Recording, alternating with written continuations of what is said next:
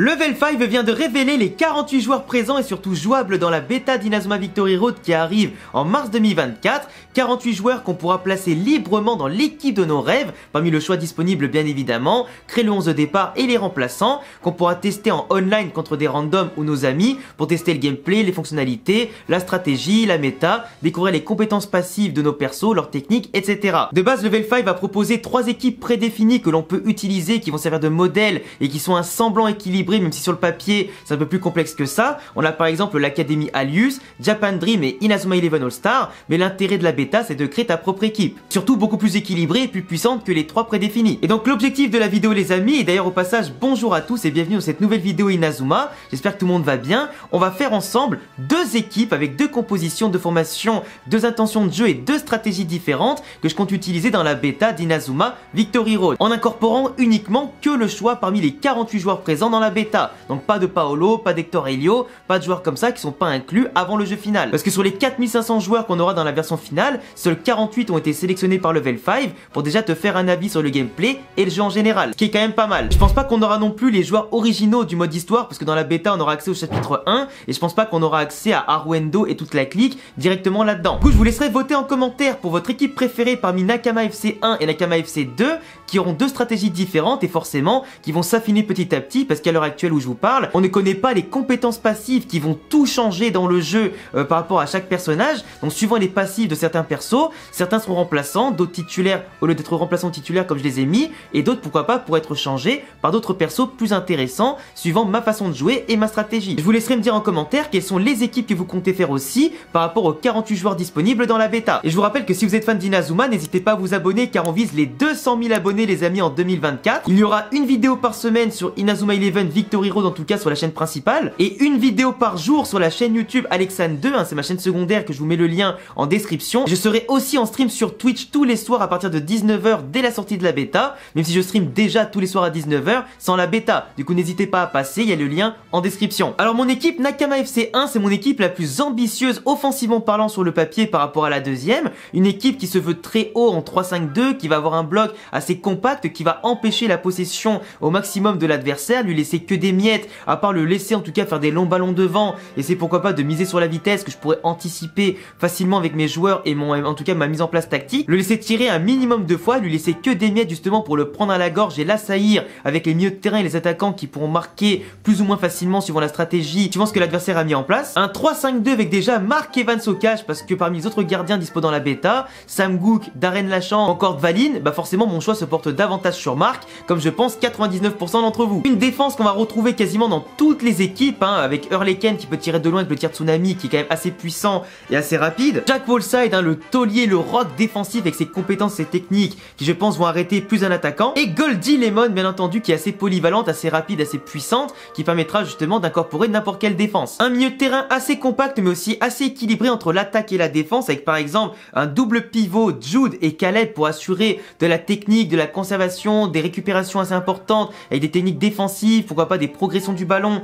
avec des techniques de dribble, et pourquoi pas après des techniques importantes avec des combinaisons à 2 ou 3 joueurs. Le GOAT Nosaka Yuma en numéro 10 pour assurer sa puissance, vu qu'il a plus un profil d'attaquant dans ce jeu là, et donc globalement le mettre proche de la surface c'est pas une mauvaise idée. Arion Sherwin à gauche pour la vitesse et le côté équilibré attaque-défense, et à droite bien sûr Byron Love pour sa puissance et tout ce qu'il représente, pour avoir un milieu de terrain assez compact, assez rapide et puissant, et en tout cas pour soutenir un duo d'attaquants qui ont certes le même élément feu entre Xavier et Axel Blaze, mais qui sont quand même très complémentaires, très puissants, et justement c'est ce dont j'ai besoin, des attaquants qui ont besoin de peu d'occasions pour marquer, qui frappent fort et qui vont pas croquer. Sur le banc j'ai mis alors Feirun, Zanark, Beilong, Sean et Nathan, sachant que Sean dans le jeu là d'après la bêta, ce sera plutôt le Sean version Orion, ça veut dire un Sean qui sera attaquant et pas milieu de terrain ou défenseur, mais si on peut le changer de poste et lui donner les techniques qui correspondent, du moins si on peut le faire, bah franchement ça pourrait être un atout assez indéniable, sans oublier Nathan qui peut soit être un piston intéressant dans le cas où j'ai besoin de plus défendre ou pas du tout, ou simplement le mettre en défense. Beilong qui est un attaquant de type vent tout comme Sean, mais qui surtout pourra être très utile pour contrer les Mark Evans adverses. Mark Evans c'est un type terre et forcément il sera beaucoup utilisé par rapport aux joueurs en online, donc avoir des counters comme Jude, comme Beilong ou Sean, ça pourrait faire la différence suivant les adversaires que tu affrontes. Zanark forcément il est ultra puissant, donc tu peux t'en servir comme joker ou simplement alterner avec Xavier ou Axel, et après Feirun il peut servir pour compléter ton milieu de terrain si tu en as besoin. Alors certains Certains vont me dire que j'ai pas utilisé un deuxième gardien dans cette compo parce qu'en fait, comme tu n'as pas de jauge de technique à part la jauge de tension qui va se recharger petit à petit et du coup qui est valable pour tous les joueurs de ton effectif, je me dis qu'avoir un deuxième gardien à part pour changer d'élément, c'est pas forcément utile, tu vois. Mais à la limite, ça peut se comprendre d'avoir un autre gardien comme, je sais pas, par exemple un Dvalin qui est de type feu pour contrer certains attaquants qui pourraient être des counters parfaits à Mark Evans. C'est possible. Après, le problème de cette bêta, c'est qu'il y a beaucoup d'attaquants, bah, la Nosaka, Xavier, Axel, qui ont le type feu. Donc forcément, il faudra savoir contrer et alterner les techniques de dribble, etc. pour prendre le dessus. Mais pour rappel, le Level 5 a quand même indiqué que les éléments seront certes importants, mais beaucoup moins importants que les passifs des joueurs qui peuvent augmenter de 10-15% ou je sais pas qui, suivant leur rareté, suivant aussi bah, la chance que tu as eu en les droppant, qui pourront augmenter de 10% telle résistance à un élément, telle facilité pour tel élément de battre un autre élément, tel joueur va augmenter sa puissance, etc. Donc si tu as des joueurs avec un bon passif, tu peux passer la difficulté et surtout la faiblesse des éléments. Donc c'est aussi ça à prendre en compte. Et des fois avoir une équipe monotype, c'est peut-être pas forcément une mauvaise idée suivant les lignes que tu vas utiliser, suivant les passifs que tu auras, ça peut être des fois tout à ton avantage. Et mon équipe Nakama FC 2 cette fois-ci beaucoup plus défensive, qui serait un parfait counter je pense à mon équipe Nakama FC 1, avec un 5-3-2, avec Mark Evans toujours au cage et Dvalin en gardien remplaçant pour assurer ce côté défensif comme j'ai dit tout à l'heure, avec éventuellement le changement de gardien d'éléments. On a toujours Hurley pour tirer de loin, assurer un côté béton aussi en défense, Caleb Stonewall pour assurer ce côté équilibré, les reprises, les dribbles, etc. Jack Goldie en défense. Voilà, je pense que j'ai pas besoin d'argumenter. Et cette fois-ci, Nathan Swift titulaire pour apporter cette vivacité sur le côté gauche qui pourrait manquer dans le 5-3-2 avec un manque de volume de jeu. Et globalement, ça pourrait être intéressant. Toujours Arion cette fois-ci en numéro 10 parce qu'il est très défensif et aussi offensif et rapide avec un type vent plutôt intéressant au milieu de terrain pour contrer certains défenseurs, etc.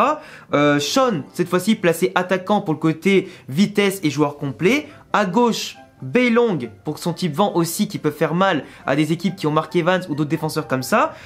qui sont du même type, avec aussi devant Zanark et Xavier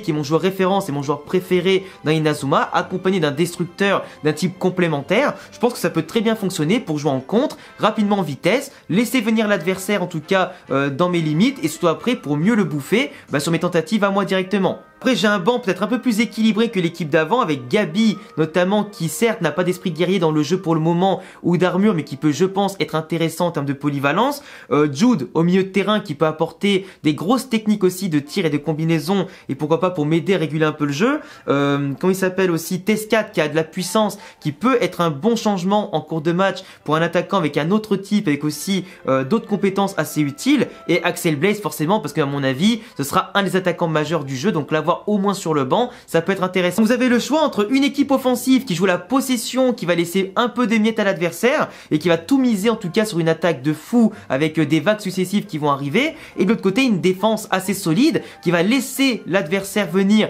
et s'épuiser pour mieux ensuite le contrer et avec la vitesse et pourquoi pas un peu de technique, se faufiler jusqu'au cage et marquer via des combinaisons et des techniques qui seront lourdes de zinzin. Donc après, comme je le dis, il y a certaines équipes, certaines compositions que je pourrais changer pour simplement peut-être avoir plus de types, différents éléments